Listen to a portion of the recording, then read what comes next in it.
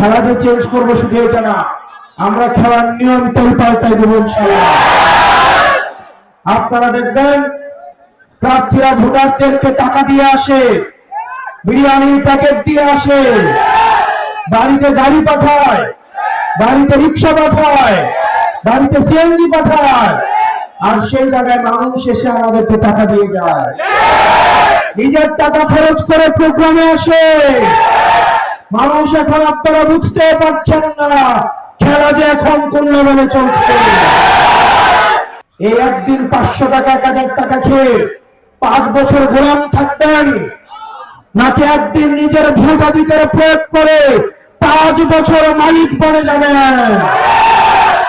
গত 1.5 বছরে মানুষের চাঁদাবাজি টেন্ডারবাজির টাকাগুলো এখন নির্বাচনে দেওয়া নিয়ে আসছে।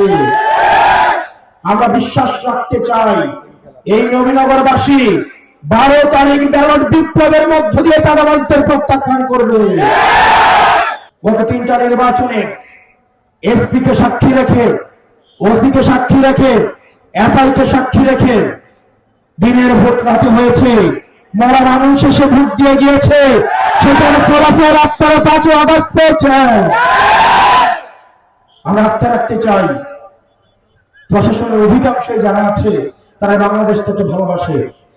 অনেকে নীরবে নিভৃতে এসে অনেক পুলিশ সদস্যরা আমাদেরকে আসে বলে, ভাই আমরা কি করব, আমরা এই দেশটাকে ভালোবাসি, আমরা চাই একটা গ্রহণযোগ্য এবং অংশগ্রহণমূলক নির্বাচনের মাধ্যমে এই দেশপ্রেমিকরাই ক্ষমতায় আসুক।